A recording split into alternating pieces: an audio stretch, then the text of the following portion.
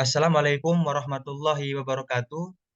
Perkenalkan, nama saya Budiman. Saya dari Politeknik Energi dan Mineral Akamigas, jurusan Teknik Pengolahan Migas tingkat 4. Saya akan menjelaskan tentang paper saya yang berjudul Optimasi Performa Heat Exchanger di Unit Asam Fosfat Departemen Produksi 3B PT Petrokimia Gresik.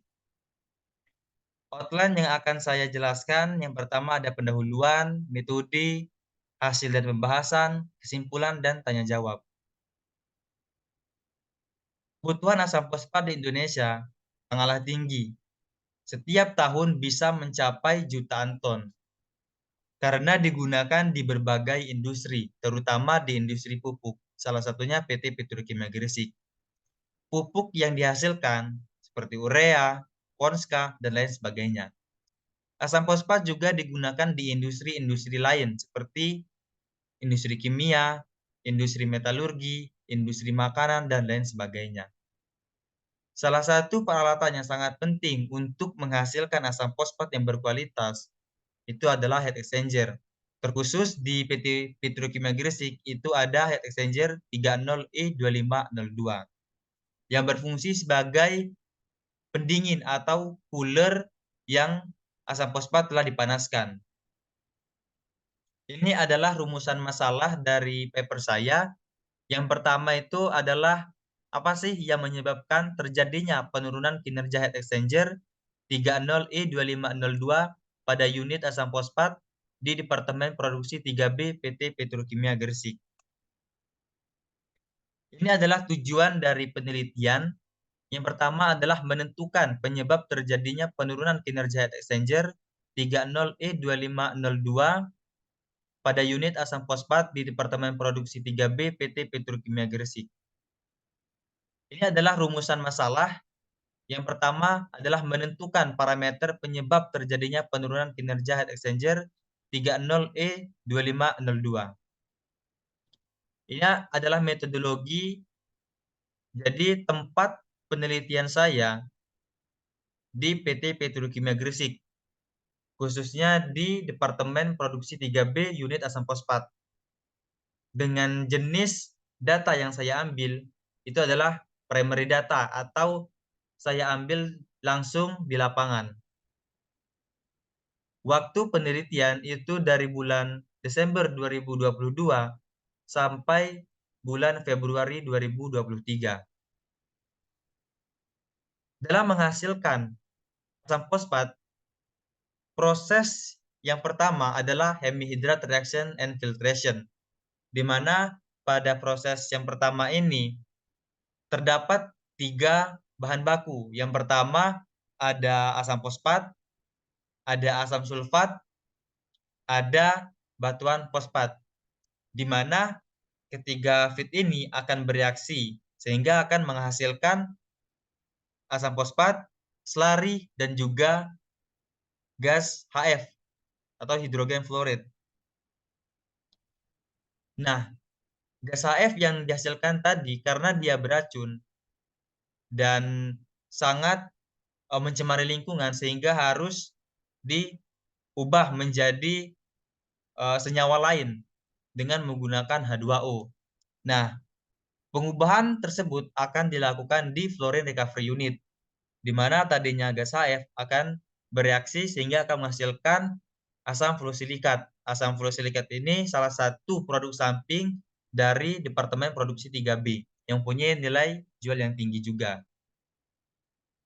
Nah, asam fosfat yang dihasilkan dari proses sebelumnya nanti akan ditingkatkan konsentrasi menggunakan pemanas atau heater. Jadi akan dipanaskan sampai 100 derajat Celcius ke atas sehingga kandungan air akan menguap ke atas. Nah, setelah dipanaskan, sebelum dijual atau memasuki proses selanjutnya, harus didinginkan terlebih dahulu maksimal 60 derajat Celcius. Nah, pada cooler saya lah akan berfungsi di sana. Nah, ini adalah data desain dan data aktual, di mana kalau kita lihat flow rate, temperatur inlet, dan temperatur outlet, baik dari sel maupun tube, itu masih bisa kita optimasi. Contohnya pada fluoride cell itu 160.000 lb per jam pada data aktual, sedangkan pada data sel itu 310.000 lb per jam. Dan ada juga pada drift factor atau RD itu sudah over data design, sehingga ini sangat berbahaya untuk keberlangsungan heat exchanger ini.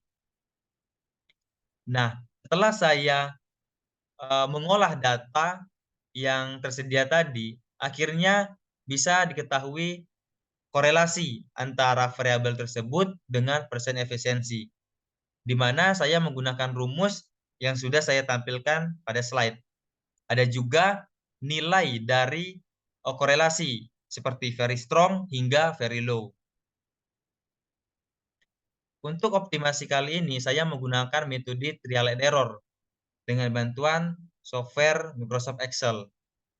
Seperti gambar di samping kiri itu ada constraint-nya dan lain sebagainya. Dan untuk sebelah kanan itu adalah tabel hasil dari optimasi. Contohnya yang sudah variabel yang dioptimasi seperti fluoride cell yang tadinya 160.000 lb per jam dinaikkan menjadi 200.000 lb per jam. Dan efisiensinya meningkat mencapai 87,382% dengan data desain 95%. Ini adalah perbandingan data-data yang tersedia seperti data desain, data aktual, dan juga data optimasi.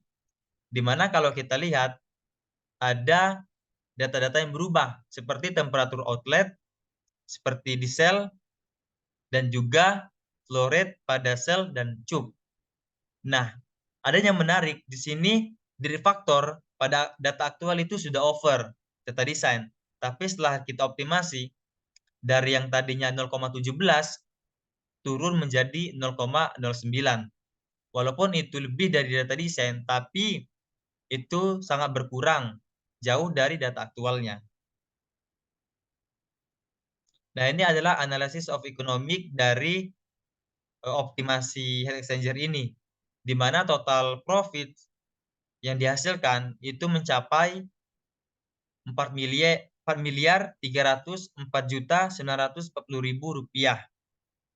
Sehingga ini sangat menguntungkan bagi perusahaan PT Petrokimia Gresik. Nah, ini adalah penutup atau kesimpulan dari paper saya. Yang pertama, suhu maksimum yang dicapai untuk asam fosfat adalah 50 derajat Celcius tanpa melampaui data desain HE tersebut. Yang kedua, hasil yang didapatkan itu untuk drift factor hanya mencapai 0,09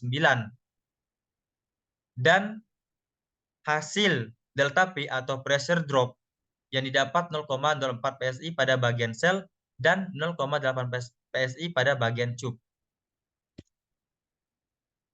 Nah, mungkin itu saja Bapak Ibu dosen untuk penjelasan tentang optimasi kinerja heat exchanger pada unit asam fosfat PT Petrokimia Gresik. Untuk tanya jawab, silahkan diberikan komentar pada file paper yang telah saya kirimkan sebelumnya. Saya akhiri, billahi taufik wal hidayah. Wassalamualaikum warahmatullahi wabarakatuh.